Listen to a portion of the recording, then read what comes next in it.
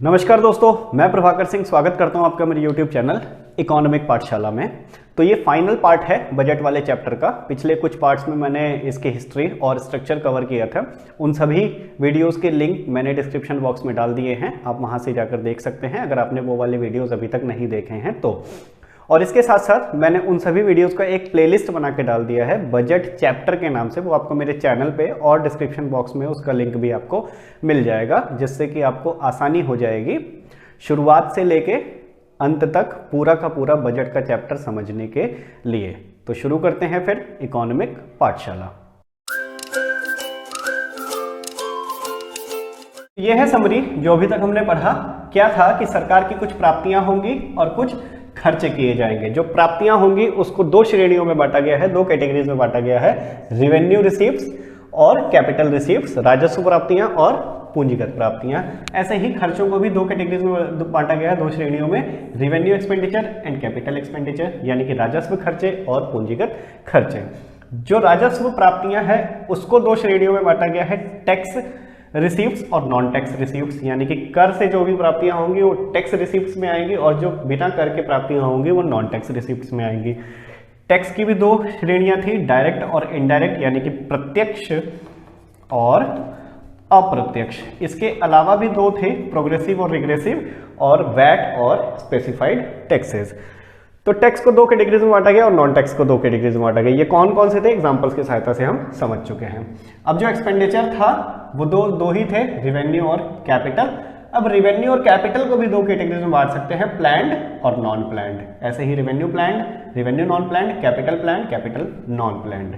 तो ये हो गया बजटीय ढांचा कहते हैं इसको, स्ट्रक्चर कहते हैं कि ये स्ट्रक्चर ऐसे खड़ा होता है सरकार के एक्सपेंसेस का और रिसीव्स का। यहां पर अगर मैं वैल्यूज फिट कर दूंगा तो आप उसको प्लस माइनस करके निकाल लोगे कि क्या होगा बजट। अब जब इसमें से प्लस माइनस करेंगे तो दो सिचुएशन हो सकती है, या तो इनकम हमारी एक्सपेंसेस के बराबर रहेगी, है ना, जितना भी हमारे पास पैसा आया उतना ही पैसा हमने खर्च किया, या फिर वो नहीं रहेगी, है ना, कि जो भी हमारे पास इनकम आई उससे या फिर ज्यादा खर्चा कर दिया हमने या फिर कम खर्चा कर दिया। तो यहां पर इसको समझते हैं बजट। दो तरह के बजट बन सकता है, एक को कहते हैं बैलेंस्ड बजट यानी कि संतुलित बजट, और दूसरा है अनबैलेंस्ड बजट यानी कि असंतुलित बजट। संतुलित बजट क्या है, असंतुलित बजट क्या है? तो संतुलित बजट है कि जहां पर भी इनकम हमारे एक्सपेंसेस के बराबर रहेगी उसको कहते हैं संतुलित बजट। जितना भी पैसा सरकार के पास इनकम के रूप में आया उतना ही पैसा उसने खर्च किया, ना एक रुपया कहीं से लिया उसने, ना एक रुपया किसी को दिया उसने। ठीक है, हमारे घर में 10,000 रुपये इनकम आई और उस 10,000 रुपये में ही हमने खर्चा पूरा का पूरा चलाया, ना उसमें से एक रुपया हमने कहीं पर कम खर्चा किया और ना ही हमें एक्स्ट्रा खर्च करने की उसमें जरूरत पड़ी या फिर हम कहीं से पैसा उधार मांग कर लेकर आए। उसको कहते हैं संतुलित बजट, कि जहां पर भी इनकम यानी कि आय और खर्चे हमारे बराबर रहते हैं। दूसरा है अनबैलेंस्ड बजट या फिर असंतुलित बजट। ये क्या है कि दो सिचुएशन हो सकती हैं। अब यहाँ पर या तो लाभ वाली सिचुएशन रहे या फिर घाटे वाली सिचुएशन रहे। लाभ क्या है और घाटा क्या है? लाभ होता है कि जहां पर हमारी इनकम तो ज्यादा रही और एक्सपेंसेस कम रहे। हमारे घर का एग्जाम्पल लें कि हमारे घर के एग्जाम्पल में अगर 10,000 रुपये इनकम हमारे घर में आई तो हमने उसमें से 9,000 रुपये खर्च किया, सिर्फ 1,000 रुपये उसमें से बचा लिए। इसको कहते हैं सरप्लस बजट या फिर लाभ का बजट।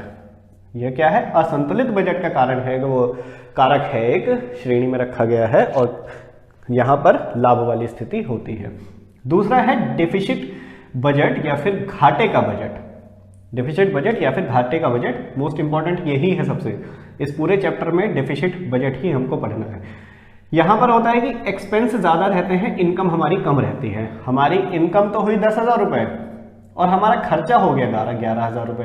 ये 1,000 रुपए हमने कहां से लेकर आए? हम हो सकता है खर्च लेकर आए हो या फिर हमारे पास जो सेविंग पड़ी थी उसी में से निकाल लिया उसको। तो जब हमारा खर्चा ज्यादा हो जाएगा इनकम से, उसको कहते हैं घाटा।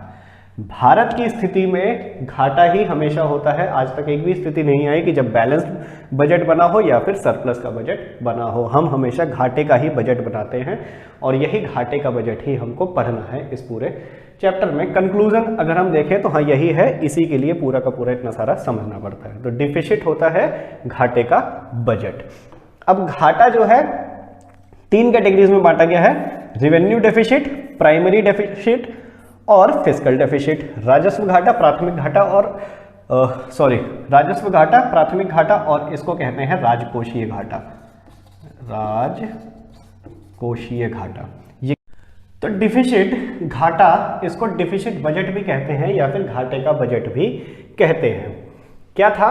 फिस्कल डेफिसिट, एफडी नाम दे दिया मैंने इसको शॉर्ट फॉर्म में, राजकोषीय घाटा, रेवेन्यू डेफिसिट आरडी, राजस्व घाटा और प्राइमरी डेफिसिट पीडी यानी कि प्राथमिक घाटा। ये एफडी और आरडी बैंक वाला नहीं है, ये अलग है, ध्यान से समझना।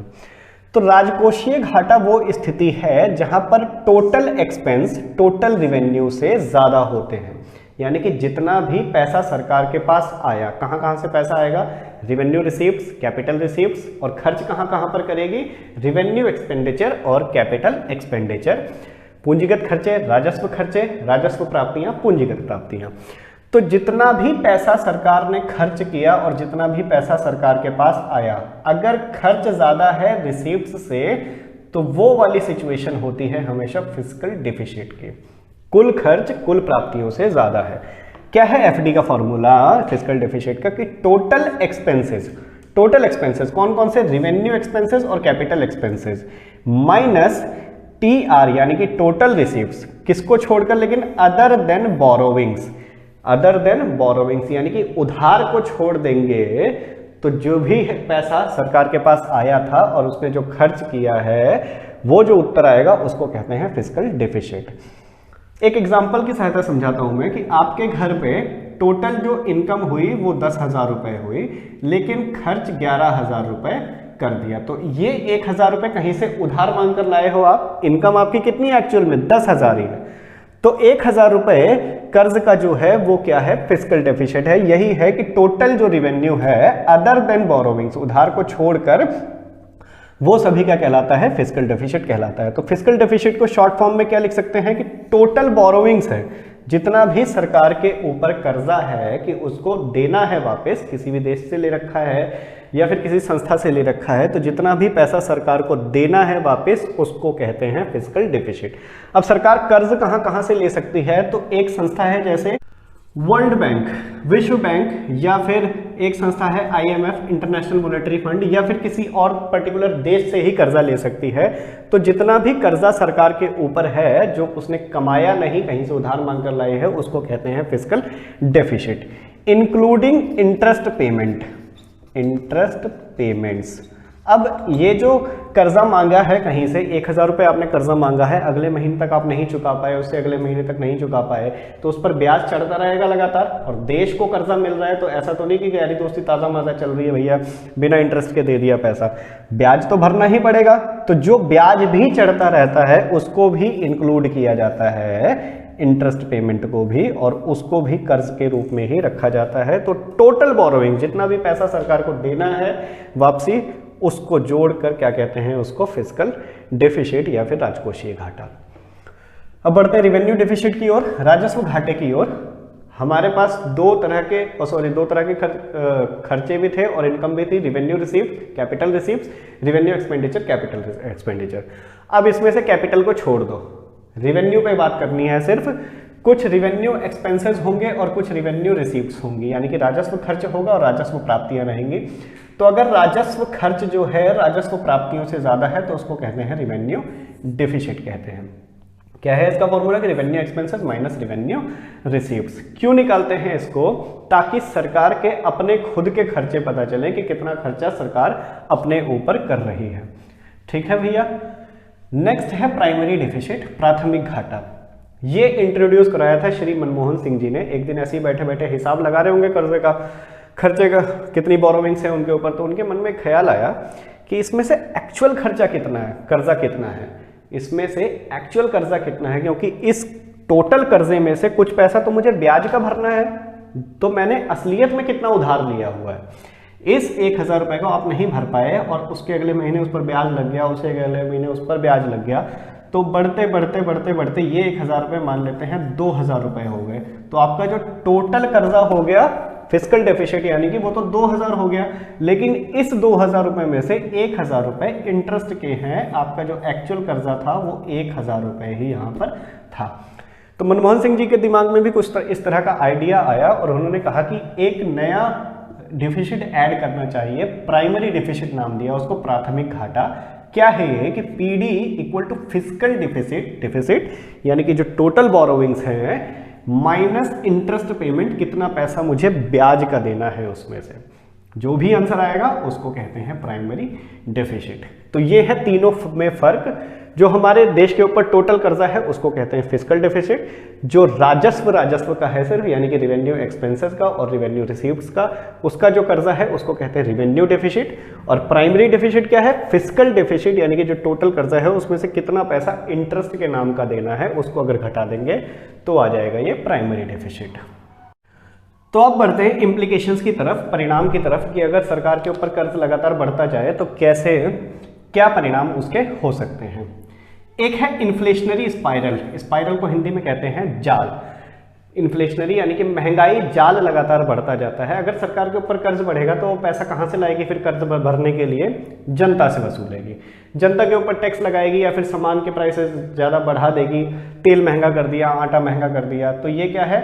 कर्ज लिया और फिर महंगाई बढ़ाई, और महंगाई तो कम होगी नहीं फिर, तो इन्फ्लेशनरी स्पाइरल बन जाता है कि फिर से कर्ज लिया फिर से महंगाई बढ़ाई। इन्फ्लेशनरी स्पाइरल जाल कहते हैं इसको, कि एक तरह का जाल ये फिर बढ़ता जाता है कि महंगाई जाल में सरकार फंस जाती है। नेशनल डेप्ट लगातार बढ़ता रहेगा यानी कि राष्ट्र के ऊपर कर्जा लगातार बढ़ता रहता है। इसको इस एग्जांपल से समझ लेते हैं कि आपकी इनकम थी 10,000 रुपये, आप 1,000 रुपये कर्जा मांग कर ले आए, अगले महीने फिर से आपकी इनकम जो है 10,000 रुपये ही हुई और आपने फिर से खर्चा आपका 10,000 रुपये कर दिया, क्योंकि आपका तो फिक्स खर्चा है, 10,000 रुपये चाहिए ही चाहिए आपको। तो ये 1,000 रुपये आप भर ही नहीं पाए कर्जे का और इस पर फिर से ब्याज भी लग गया, 1,100 रुपये हो गए। अब क्या करेंगे? 1,100 रुपये कहीं और से मांग कर लेकर आएंगे। फिर ये 1,100 रुपये इसको दे दिया, अब इसका तैयार है, फिर हो सकता है अगले महीने वो 1,200 हो जाए, 1,300 हो जाए। तो ये क्या है? नेशनल के ऊपर डेप्ट लगातार बढ़ता जाता है। और ऐसा नहीं कि इस महीने खर्चा अगर ज़्यादा हो गया तो किसी और महीने खर्चा नहीं हो सकता। अब हो सकता है अगले महीने भी आपने 10,000 रुपये की बजाय 11,000 रुपये खर्च कर दिए, तो आपको कितने, अब 100 रुपये इसके ब्याज के भी चाहिए और 2,000 रुपये इसके भी चाहिए, तो आप 2,100 रुपये कर्जा मांग रहे हो। तो लगातार कर्जा जो है बढ़ता ही रहता है नेशनल के ऊपर, इसको कहते हैं नेशनल डेप्ट, या फिर राष्ट्र जो है ऋण जाल में फंस जाता है। एक लो जीडीपी ग्रोथ, अगर सरकार के ऊपर कर्ज ज़्यादा रहेगा तो उसका प्राइम मोटिव क्या रहेगा? पहले कर्जा चुकाएं उसके बाद जीडीपी ग्रोथ करेंगे। तो जीडीपी ग्रोथ क्या रहती है फिर? लो होती रहती है लगातार।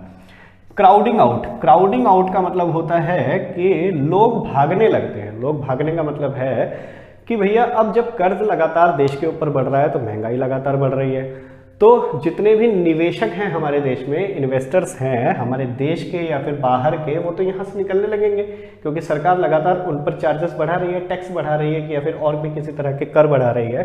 तो यहाँ से लोग निकलने लगते हैं धीरे धीरे। क्राउडिंग आउट कहते हैं इसको, कि वो किसी और देश में जाकर बस जाएंगे, वहाँ पर अपना व्यापार खोलेंगे, निकलने लगते हैं।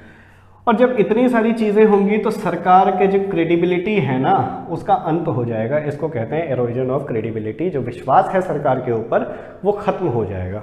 आप हर महीने कहीं ना कहीं से कर्जा मांग कर लेकर आए हो, तो जितना ज़्यादा कर्जा देने वाला लोग रहेंगे वो क्या आपके ऊपर विश्वास दिखाएंगे? उतना ज़्यादा नहीं दिखाएंगे। तो ये क्रेडिबिलिटी सरकार की खत्म हो जाती है। ये हो गए 3-4 पॉइंट। डेफिसिट क्या होता है, घाटा, और उसके क्या क्या इम्प्लीकेशंस हो सकते हैं। अब हम ये समझ लेते हैं कि ये तीनों घाटे या तीनों प्रकार के घाटे, एक एग्जांपल के सहायता से, कि ये तीनों प्रकार के घाटे निकाले कैसे जाते हैं। तो ये एक एग्जांपल है क्या है इसमें कि ये रिवेन्यू रिसीप्ट्स हो गई, सारी की सारी वैल्यू ये करोड़ में है, ठीक है, करोड़। ये रिवेन्यू रिसीप्ट्स हो गई 17,29,682 करोड़। ये रिवेन्यू एक्सपेंसेस हो गए 21,40,612 करोड़। कैपिटल रिसीप्ट्स हो गई 7,27,553 करोड़।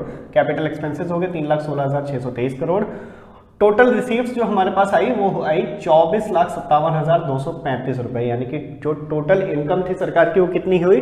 24,57,235 रुपए। और जो टोटल एक्सपेंस किए वो भी इतने ही किए, 24,57,235 रुपए। बराबर कैसे हो गए? बैलेंस बजट नहीं है ये। बराबर इसलिए हो गए क्योंकि इसमें उधारी भी तो जोड़ी गई है। टोटल रिसीप्ट्स में हम कैपिटल रिसीप्ट्स में बोरोविंग जोड़ते हैं ना हमेशा, तो उसको इनकम में दिखाएंगे तभी तो कर्जा खर्चा कर पाएंगे। तो टोटल एक्सपेंस और टोटल इनकम बराबर हो गई। रिकवरीज ऑफ लोन्स, यानी कि लोन से जो रिकवरी की है वो हो गया। बोरोविंग्स एंड अदर लाइबिलिटीज, ये कितनी लिखी है 6,34,398 रुपए। इंटरेस्ट पेमेंट कितना 5,87,570 रुपए। ये बहुत ही सिंपल एग्जाम्पल है, बहुत ही सिंपल एग्जाम्पल है। आपकी किताब में ऐसे बहुत सारे एग्जाम्पल्स दिए गए हैं, आप उनकी प्रैक्टिस लगातार करना, क्योंकि पेपर में किस तरह का एग्जाम्पल आ जाएगा ये कहना मुश्किल है। ठीक है भैया, और पेपर में इस तरह के क्वेश्चन, एक क्वेश्चन मेरे हिसाब से न्यूमेरिकल इसका आता ही आता है, जिसमें से आपको छांट कर निकालना पड़ेगा क्या, फिस्कल डेफिसिट, रेवेन्यू डेफिसिट और प्राइमरी डेफिसिट। ठीक है, तो क्या है फिस्कल डेफिसिट? फिस्कल डेफिसिट होता है पूरा का पूरा कर्जा जो एक सरकार के ऊपर है। तो अब अगर देखें तो यहाँ पर ना सीधा सीधा लिखा गया है, तो मुझे कुछ फॉर्मूला लगाने की जरूरत ही नहीं है। बजट जिसने भी पेश किया उसने बजट में ही लिख दिया सीधा कि सरकार की जो बोरोविंग्स हैं वो है 6,34,398 रुपए। तो हमारा जो एफडी हो गया 6,34,398 रुपए। अब जो आरडी है रिवेन्यू डेफिसिट, वो कैसे निकालते हैं? जो हमारा रिवेन्यू एक्सपेंस हुआ और जो हमारी रिवेन्यू रिसीव्ड्स हुई उसमें से माइनस करेंगे तो आ जाएगा, कितना है ये 21, 40, 612 में से 17, 29, 682 को माइनस करेंगे तो ये आएगा 4,10,930 करोड़। ये हो गया हमारा क्या, रिवेन्यू डेफिसिट। अब प्राइमरी डेफिसिट कैसे निकालेंगे? प्राइमरी डेफिसिट होता है कि जो हमारा टोटल या फिर फिस्कल डेफिसिट है, टोटल जो हमारी बोरोविंग्स है, उधारी है, उसमें से इंटरेस्ट पेमेंट को माइनस कर देंगे। तो कितनी है टोटल उधारी? 6,34,398, इसमें से 5,87,570 रुपए का इंटरेस्ट पेमेंट है। तो अगर इसमें से इसको माइनस करेंगे तो ये आएगा लगभग 46,828 करोड़ रुपए। अब ये वाला जो एग्जाम्पल मैंने लिया है ये 2018-19 का बजट है, ये एक्चुअल बजट है गवर्नमेंट का, इंडियन गवर्नमेंट का एक्चुअल बजट है 2018-19 का। अब इसमें आप ध्यान दोगे तो जो सरकार के ऊपर एक्चुअल जो कर्जा है वो मात्र 46,828 करोड़ रुपए है, जो इंटरेस्ट लग लग के कहां तक पहुंच गया, 6,34,000 तक पहुंच गया।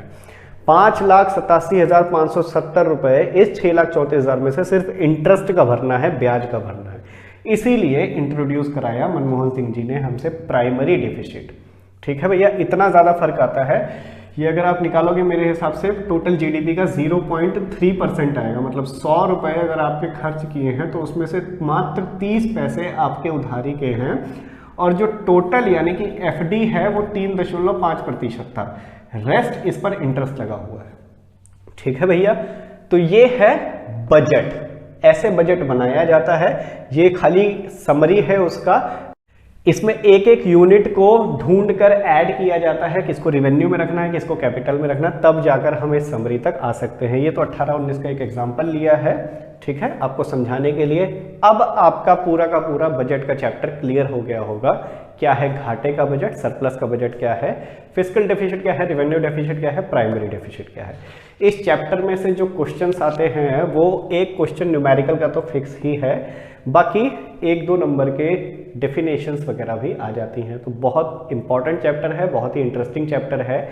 अगर आप इसको चैप्टर या फिर एग्जाम की दृष्टि से देखोगे तो थोड़ा सा ऐसा लगेगा कि यार इतना ज़्यादा पढ़ने की क्या जरूरत है, लेकिन अगर आप इसको रियल लाइफ के उससे देखोगे तो बहुत ही इंटरेस्टिंग चैप्टर आपको लगेगा, रुचि लगेगा।